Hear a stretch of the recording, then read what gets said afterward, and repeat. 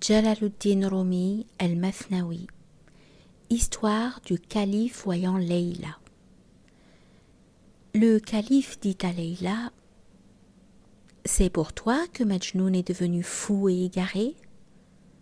Mais tu n'es pas mieux que d'autres beautés. »« Silence, répondit-elle, c'est que toi non plus tu n'es pas Majnoun. » Quiconque est éveillé au monde matériel est plus qu'endormi. Sa veille est pire que son sommeil.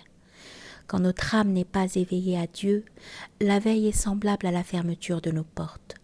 Toute la journée, si l'on est écrasé par les soucis imaginaires de la perte et du gain et de la crainte de la mort, il ne demeure en l'âme ni limpidité, ni grâce, ni gloire, ni chemin pour se rendre au ciel. Celui qui est endormi, c'est celui qui met son espoir en toute imagination vaine et converse avec elle.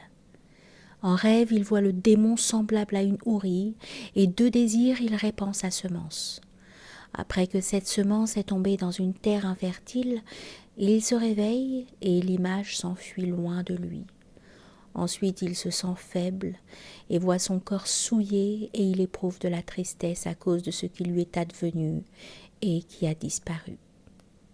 L'oiseau vole dans les hauteurs, et son ombre se hâte sur la terre, volant comme un oiseau.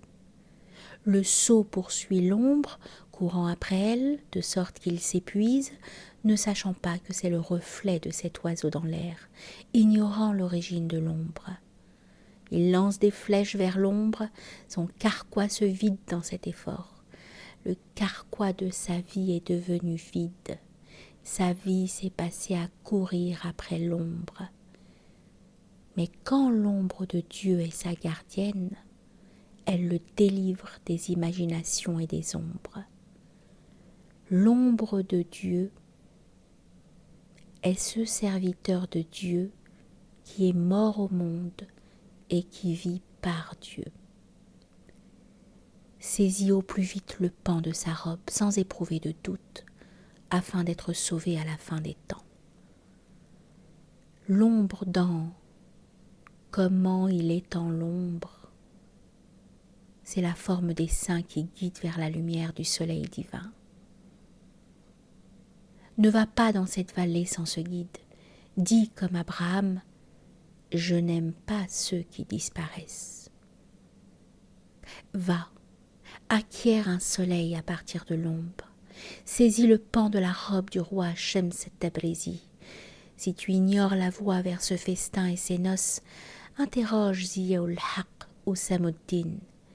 Et si en chemin l'envie te saisit à la gorge, cela appartient à Iblis que de dépasser les bornes de l'envie.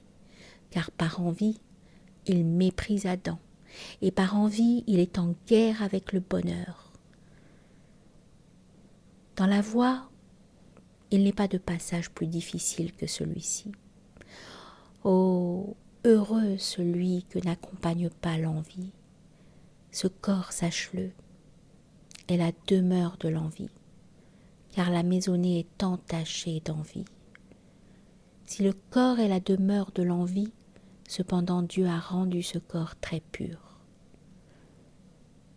Purifier ma maison est l'explication de cette pureté. C'est un trésor de lumière divine, bien que son talisman soit terrestre.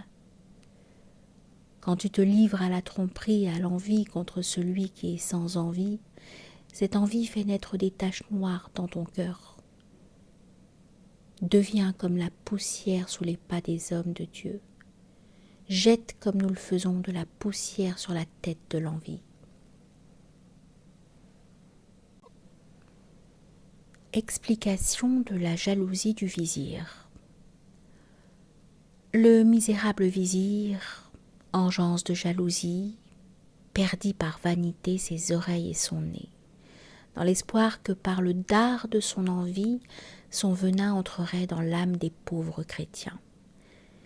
Quiconque, par jalousie, se mutile, se prive lui-même d'ouïe et d'odorat. Le nez est ce qui capte un parfum. et l'odeur l'amène vers un lieu. Celui qui n'a pas de parfum est dépourvu d'odorat. Ce parfum est ce qui est religieux. Quand il a senti un parfum et n'a pas rendu grâce, l'ingratitude vient supprimer son odorat. Rends grâce à Dieu et sois le serviteur de ceux qui rendent grâce. Devant eux, sois comme un mort, demeure fermement. N'use pas comme le vizir de ruse malhonnête, et ne détourne pas les gens des prières rituelles.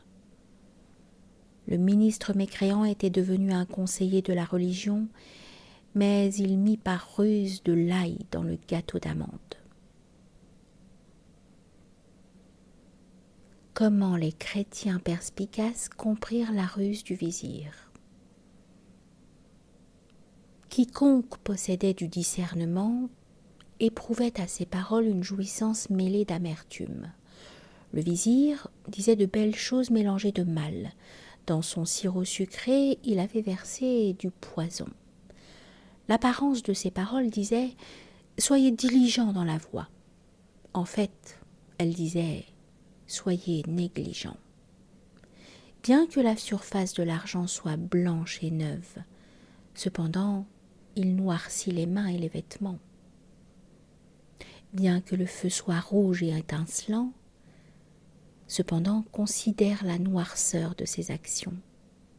Si l'éclair apparaît lumineux au regard, cependant, sa propriété est aveuglée.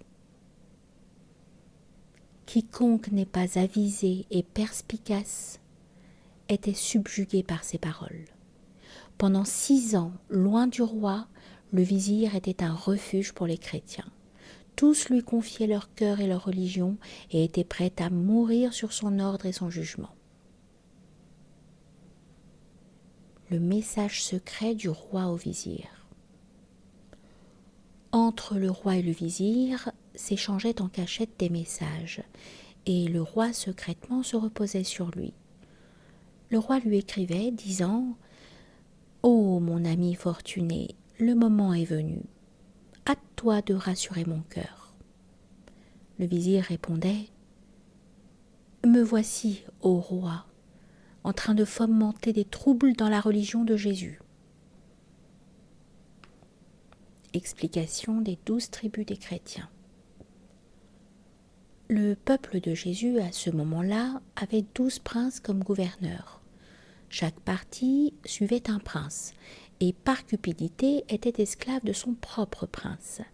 Ces 12 princes et leurs sujets devinrent les esclaves de ce vizir funeste. Tous mettaient leur confiance en ses paroles, tous prenaient sa conduite pour modèle. En sa présence, à chaque instant, à chaque moment, chaque prince était prêt à mourir si le vizir le lui avait ordonné.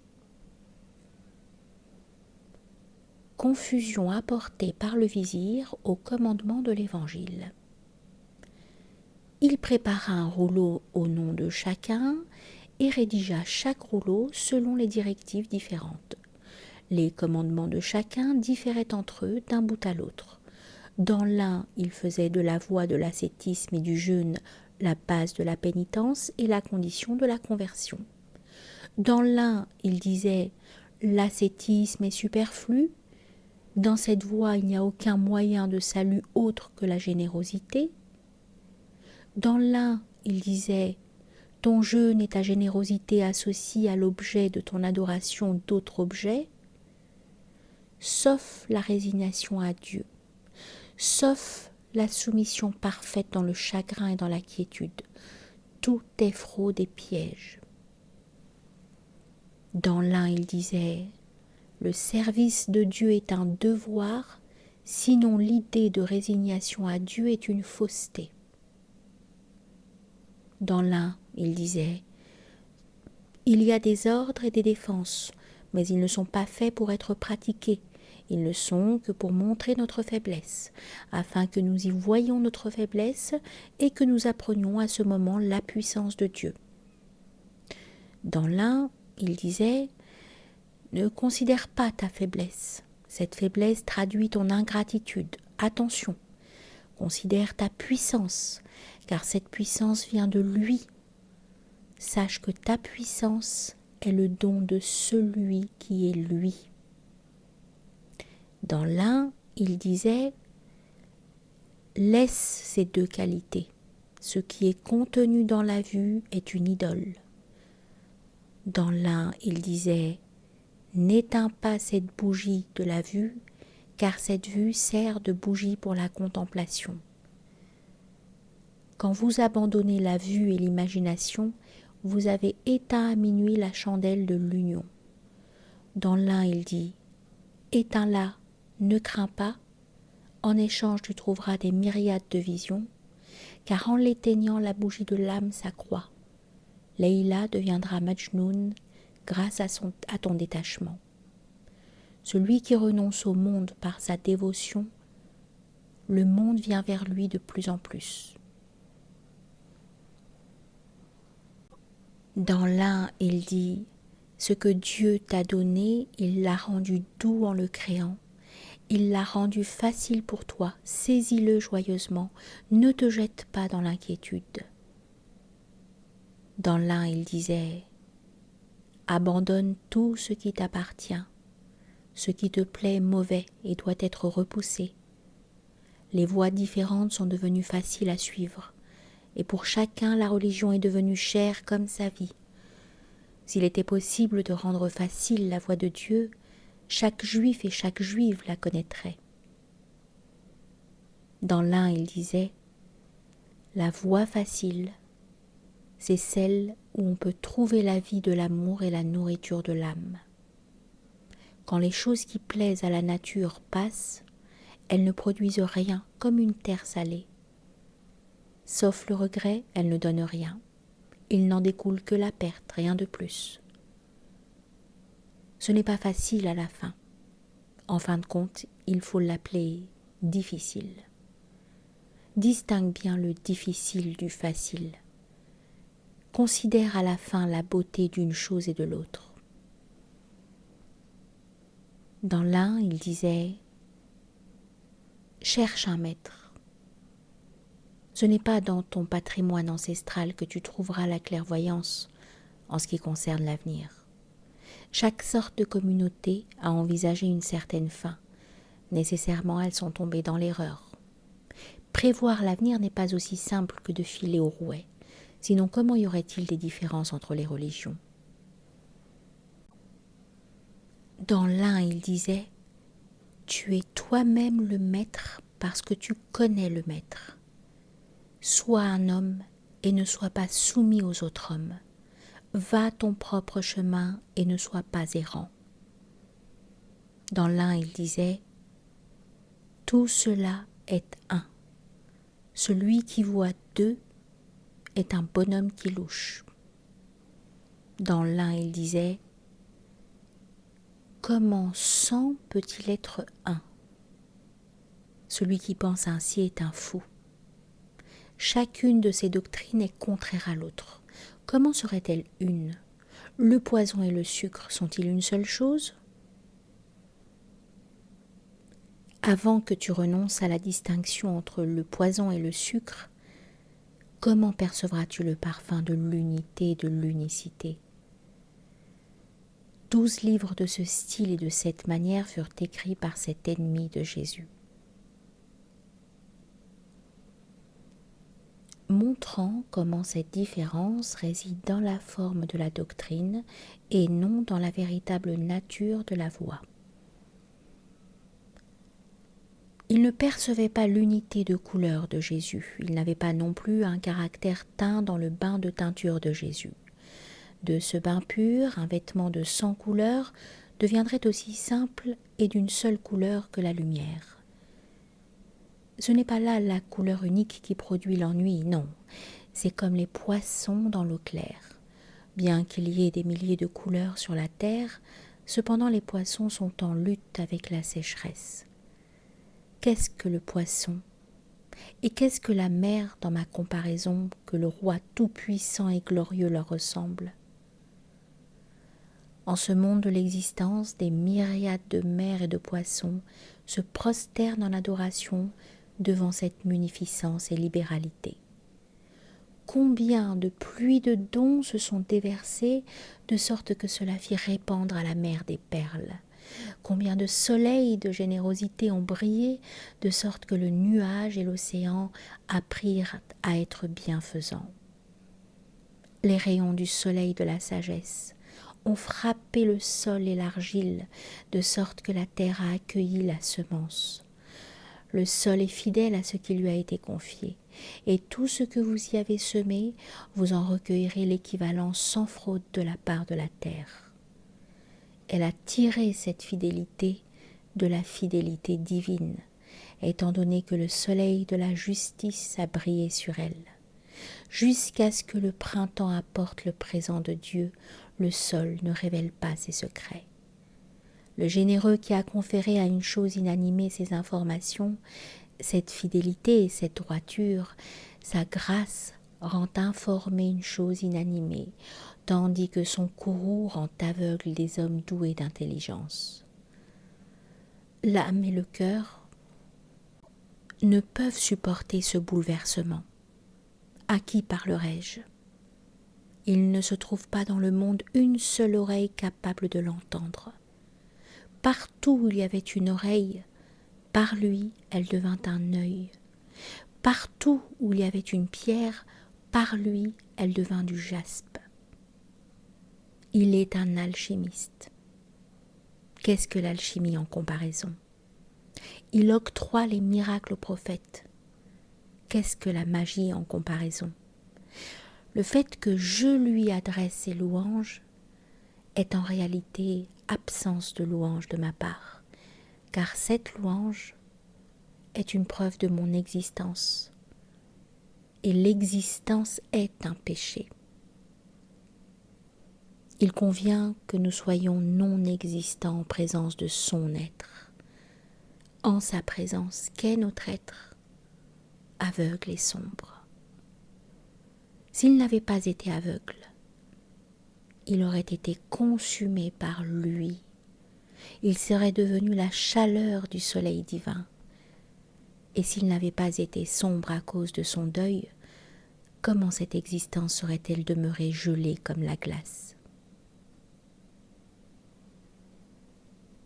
Montrant comment le vizir encourut la perdition en entrant dans ce complot. Le vizir était ignorant et imprudent, comme le roi juif. Il luttait contre l'éternel et l'inévitable, contre un Dieu si puissant qu'en un instant, il fait venir de la non-existence à l'existence 100 mondes comme le nôtre. Il manifeste à la vue 100 mondes comme le nôtre, quand il rend votre œil voyant par sa propre lumière. Si le monde te semble vaste et sans fond, sache que pour l'omnipotence, c'est moins qu'un atome. Ce monde, en vérité, est la prison de vos âmes. Oh, dirigez-vous là-bas, car c'est là que se trouve votre pays découvert. Ce monde-ci est fini, et en vérité, cet autre est infini. L'image et la forme constituent une barrière à cette réalité. Les myriades de lances de Pharaon furent brisées par Moïse avec un simple bâton. Les arts thérapeutiques de Galien étaient des myriades. Devant Jésus et son souffle, il n'était qu'un objet de risée. Il existait des myriades de livres de poèmes anté-islamiques. À la parole d'un prophète illettré, ils furent couverts de honte. Devant un tel Seigneur victorieux, comment ne mourrait-on pas à soi-même, à moins d'être un pauvre misérable ? Il a déraciné plus d'un esprit solide comme une montagne. Il a pendu par ses 2 pattes l'oiseau rusé. Aiguiser son intelligence et son esprit, ce n'est pas la bonne voie. Seul celui dont l'esprit est brisé gagne la faveur du roi. Oh, bien des chercheurs de trésors qui creusaient des trous devinrent les dupes de ce comploteur intrigant. Qu'est-ce que le bœuf ? Que vous deveniez sa barbe ? Qu'est-ce que la terre ? Que vous deveniez son chaume ? Quand une femme devint honteuse de sa mauvaise conduite, Dieu la métamorphosa et fit d'elle Zora, la planète Vénus. Faire d'une femme Zora était une métamorphose. Qu'est-ce donc que de devenir terre et argile, ô récalcitrant? Ton esprit t'emportait vers la plus haute sphère du ciel. Tu t'es dirigé vers l'eau et l'argile parmi ceux qui sont plus bas. Par cette chute, tu t'es métamorphosé. À partir de cet état de l'existence qui faisait l'envie des intelligences spirituelles. Considère donc ce qu'est cette métamorphose. Comparée à celle de la femme, la tienne est extrêmement vile. Tu as fait galoper le coursier de l'ambition vers les étoiles. Tu n'as pas reconnu Adam qui était adoré par les anges. Après tout, tu es un fils d'Adam. Ô dégénéré! Combien de temps considéreras-tu la bassesse comme une noblesse? Combien de temps diras-tu « Je vais conquérir le monde entier, je vais remplir ce monde de moi-même » ? Si le monde était rempli d'un bout à l'autre de neige, le rayonnement du soleil la ferait fondre en un clin d'œil. Dieu, par une seule étincelle de sa miséricorde, anéantit le fardeau du péché du vizir et le fardeau de 100 vizirs et de 100 000 personnes. Il transforme l'essence de cette imagination en sagesse. Il transforme l'essence de cette eau empoisonnée en boisson salutaire. Ce qui fait naître le doute, il le transforme en certitude. Il fait surgir des actes d'amour de cause de haine. Il chérit Abraham dans le feu. Il transforme la peur en sécurité de l'esprit. Je suis bouleversée par sa destruction des causes. Dans les imaginations que je me fais de lui, je suis comme un sophiste. Nouvelle ruse du vizir pour égarer le peuple. Le vizir forma dans son esprit un autre plan. Il abandonna la prédication et s'isola. Il enflamma ses disciples d'enthousiasme et de ferveur, et il resta enfermé dans une retraite 40 à 50 jours. Tout le monde fut fou d'impatience de le voir à cause de la séparation d'avec sa présence spirituelle et ses paroles et son intuition. Il suppliait et se lamentait, tandis que lui, dans sa solitude, était plié en deux par les austérités. Il disait « Sans toi, nous n'avons pas de lumière. Quel est l'état d'un homme aveugle sans guide ? Pour l'amour de Dieu, ne nous laisse pas séparer davantage de toi. Nous sommes comme les enfants et tu es notre nourrice. Étends sur nous l'ombre de ta protection. » Il dit « Mon âme n'est pas loin des fidèles. » Mais il ne m'est pas permis de sortir. Les émirs intercédèrent et les disciples vinrent lui faire des reproches, disant « Ô Seigneur, quel malheur! Nous sommes restés orphelins de nos cœurs et de notre religion. Tu présentes des prétextes, tandis que nous poussons des soupirs douloureux à cause de cette douleur. Nous sommes habitués à tes douces paroles. Nous avons bu le lait de ta sagesse. Allah ne nous traite pas avec une telle cruauté. Sois bienveillant pour nous aujourd'hui, ne nous repousse pas à demain. Ton cœur permet-il que ceux qui t'ont donné leur cœur soient à la fin, sans toi, au nombre de ceux qui ne possèdent plus rien? Ils se tordent tous comme des poissons sur la terre sèche, déversent l'eau, ouvrent l'écluse du fleuve. Ô toi qui es sans pareil dans le monde, pour l'amour de Dieu, viens en aide à ton peuple. Comment le vizir refusa la demande des disciples. Il dit « Prenez garde, ô vous qui êtes esclaves des paroles et des discours, vous qui recherchez l'admonition et par les paroles et par l'ouïe. Mettez du coton dans l'oreille du sens physique, enlevez le bandeau du sens visuel. L'oreille est le coton de l'oreille intérieure, jusqu'à ce que l'oreille externe soit rendue sourde. C'est l'oreille interne qui n'entend pas. Soyez sans sensation, sans oreille, sans pensée, afin de pouvoir entendre l'appel de Dieu. Reviens. tant que tu es en conversation éveillée. Comment peux-tu percevoir la conversation du sommeil?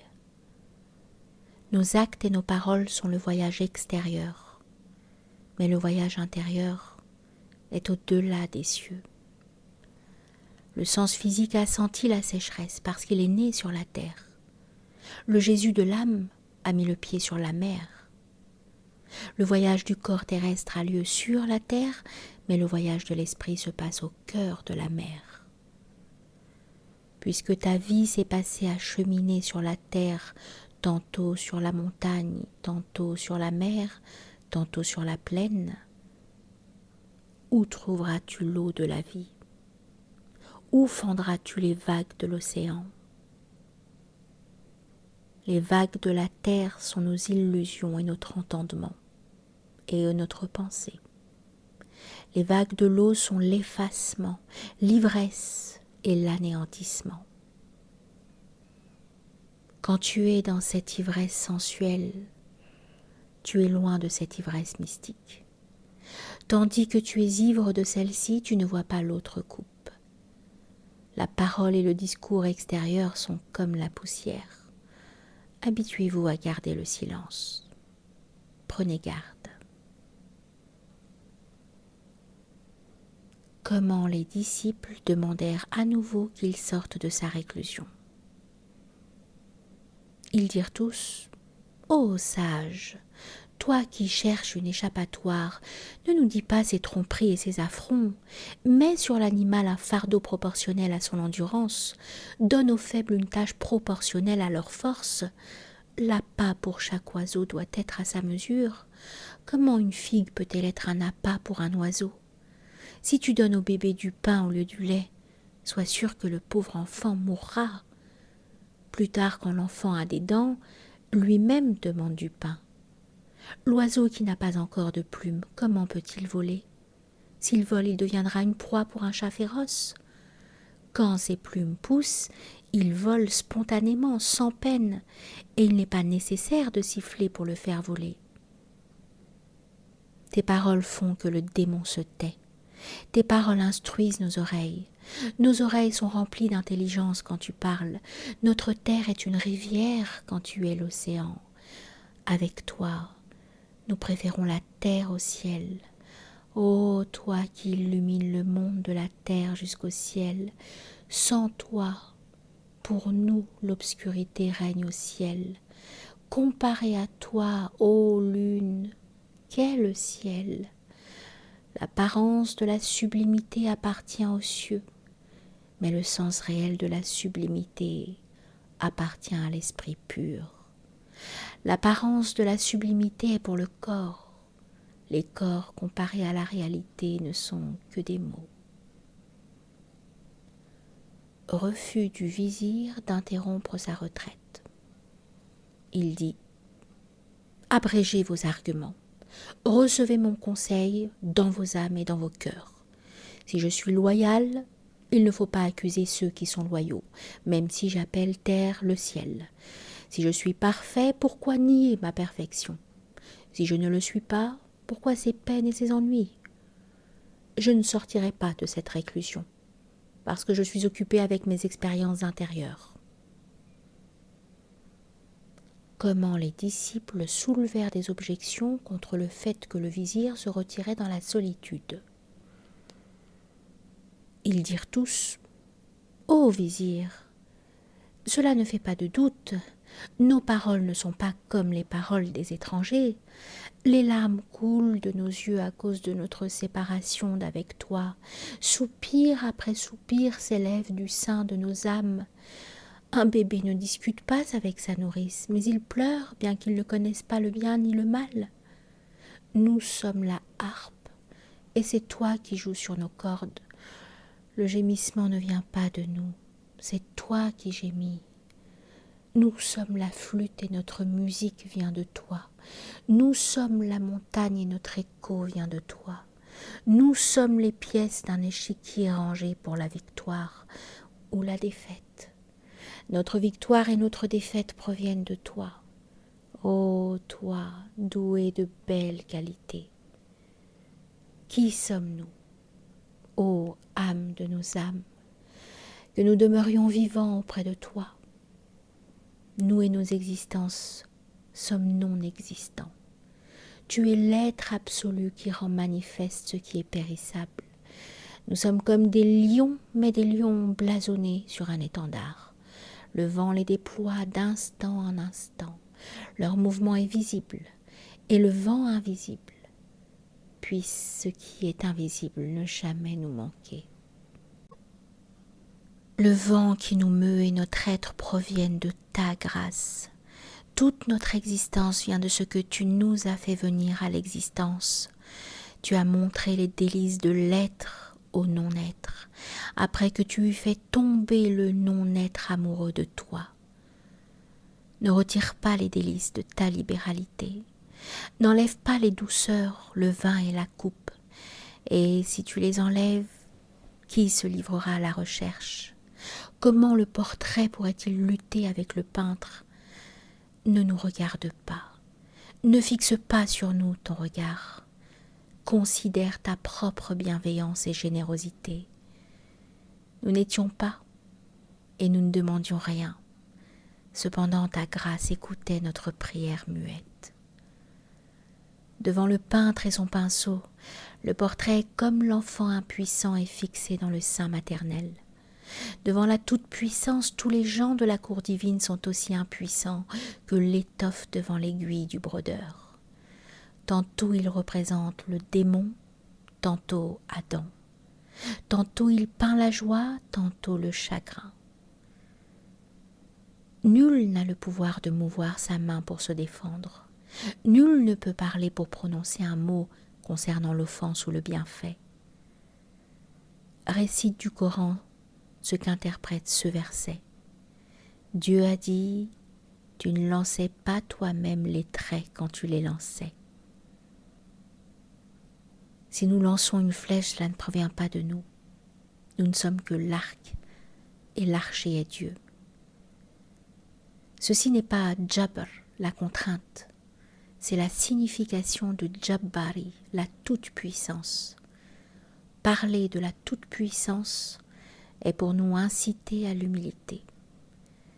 Notre humilité est une preuve de dépendance, mais notre sentiment de culpabilité est une preuve de notre libre arbitre. S'il n'y avait pas de libre arbitre, qu'est cette honte?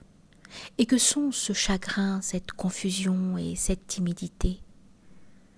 Pourquoi existe-t-il des punitions entre maître et élève? Pourquoi l'esprit change-t-il concernant ses desseins? Et si tu dis qu'on ne tient pas compte de la contrainte de Dieu et que la lune de Dieu est devenue cachée dans son nuage, il y a une bonne réponse à cela. Si tu t'écoutes, tu renonceras à l'incroyance et tendras vers la religion. Le remords et l'humilité adviennent au temps de la maladie. Le temps de la maladie est tout entier éveil. Au moment où tu tombes malade, tu demandes à Dieu le pardon de ta faute. La laideur de ton péché t'apparaît. Tu formules l'intention de revenir au droit chemin. Tu fais des promesses et des serments que désormais la conduite que tu adopteras ne sera qu'obéissance à Dieu. Donc il est certain que cette maladie t'a rendu conscient et éveillé. Connais donc ce principe, ô toi qui es à la recherche des principes. Quiconque souffre l'a perçu. Plus un être est éveillé, plus il est affligé de souffrance. Plus il est conscient de Dieu, plus son visage est pâle. Si tu es conscient de son jabr, contrainte, où est ton humilité? Où est ton sentiment d'être chargé de la chaîne de son jabari, sa toute-puissance? Comment serait joyeux celui qui est lié par des chaînes? Quand le captif dans sa prison se conduit-il comme un homme libre? Et si tu considères que ton pied est dans les fers et que les officiers du roi sont tes gardiens, alors n'agis pas tyranniquement à l'égard du faible, étant donné que ce n'est pas là la nature et la coutume d'un homme faible. Puisque tu ne perçois pas sa contrainte, ne dis pas que tu es contraint. Et si tu l'aperçois, quel est le signe que tu le ressens? À l'égard de chaque action pour laquelle tu éprouves un penchant, tu es pleinement conscient de ton pouvoir de l'accomplir. Mais pour tout acte qui ne t'inspire ni inclination ni désir, tu deviens fataliste, disant « Cela provient de Dieu ». Les prophètes sont des fatalistes en ce qui concerne les œuvres de ce monde. Les incroyants sont des fatalistes en ce qui concerne les œuvres de l'autre monde. Pour les prophètes, ce qui sera dans l'autre monde dépend de nous. Pour l'insensé, ce sont les œuvres de ce monde qui dépendent de nous. Car chaque oiseau vole vers son congénère. Il suit derrière et son esprit le précède. Étant donné que les croyants étaient les congénères de Sijjin, l'enfer, ils étaient bien disposés à l'égard de la prison Sijjin de ce monde. Étant donné que les prophètes étaient les congénères des cieux, Illiyin, ils sont allés vers les Illiyin de l'esprit et du cœur. Ce discours n'a pas de fin. Terminons-en à présent avec notre histoire. Comment le vizir fit abandonner aux disciples l'espoir qu'ils renoncent à sa retraite. Le vizir leur cria de l'intérieur de sa retraite. « Ô disciples, apprenez cela de moi. Jésus m'a donné le message « Sois séparé de tous tes amis et parents. Assieds-toi seul, le visage tourné vers le mur, et choisis d'être à l'écart de ta propre existence. » Après cela, je n'ai plus la permission de parler. Après cela, je n'ai plus rien à faire avec les paroles. Adieu, ô mes amis. Je suis mort. J'ai transporté ce que je possède jusqu'au 4e ciel, afin que sous la sphère enflammée je ne brûle pas comme un fagot dans l'affliction et la perdition, mais que dorénavant je demeure à côté de Jésus en haut du 4e ciel. Comment le vizir désigna chacun des émirs séparément comme son successeur. Puis il convoqua les émirs un par un et parla à chacun d'entre eux séparément. Il dit à chacun « Dans la religion de Jésus, tu es le vicaire de Dieu et mon khalifa. Et tous les autres émirs sont tes disciples. Jésus a fait d'eux tous tes assistants. Si un émir relève la tête par rébellion, saisis-toi de lui et tue-le ou garde-le en captivité. Mais ne déclare pas cela tant que je vivrai. Ne recherche pas cette autorité suprême avant ma mort. Avant ma mort, ne révèle pas ça. N'émets pas de prétention à la souveraineté et au pouvoir.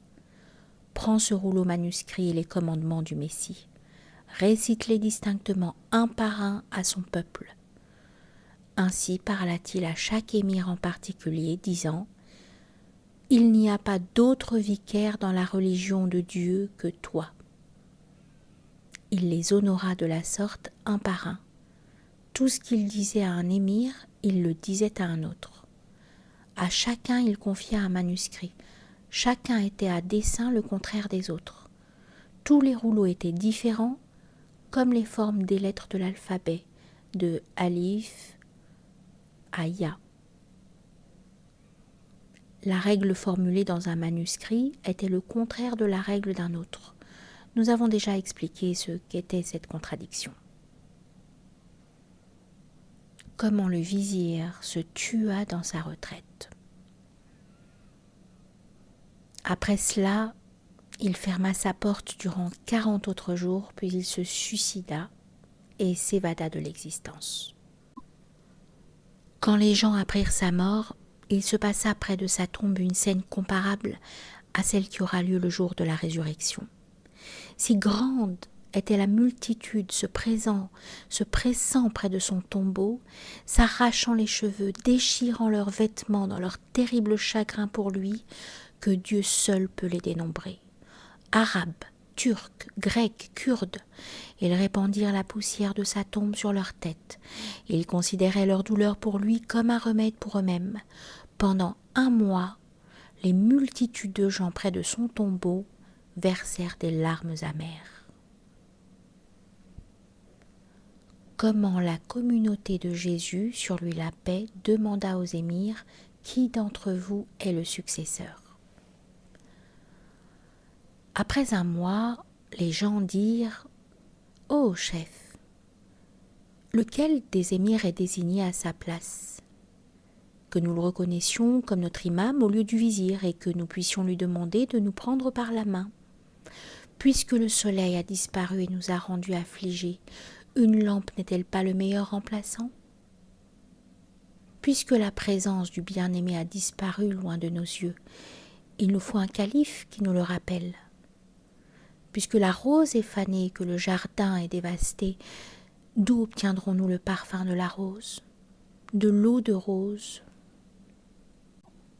Puisque Dieu n'est pas visible, ses prophètes sont ses représentants. Non, je m'exprime mal. Car si tu supposes que le calife et celui qu'il représente sont 2, c'est là une mauvaise pensée. Non, ils ne sont 2 que si tu adores l'apparence, mais ils deviennent 1 pour celui qui a échappé aux apparences. Quand tu regardes la forme, ton œil voit double. Toi, regarde la lumière qui vient de l'œil. Il est impossible de distinguer la lumière des 2 yeux quand un homme a jeté un regard sur leur lumière. Si 10 lampes sont réunies en un lieu, chacune diffère des autres par la forme. Lorsque tu tournes ton visage vers leur lumière, il t'est impossible de distinguer avec certitude la lumière de chacun. Si tu comptes 100 pommes ou 100 coins, ils ne restent pas 100 mais deviennent 1 quand tu les écrases ensemble. Dans les choses spirituelles, il n'y a ni division ni nombre. Dans ce qui est spirituel, il n'y a ni séparation ni individu. Douce est l'unité de l'ami avec ses amis. Attache-toi au sens spirituel. La forme est rebelle. Fais que la forme rebelle dépérisse d'affliction, afin de pouvoir sous elle, comme un trésor caché, découvrir l'unité. Et si tu ne la fais pas dépérir, ses faveurs la ruineront. Oh, mon cœur est son vasal. Il va jusqu'à se montrer à nos cœurs. Il coud le froc rapiécé du derviche. Il s'unit à lui.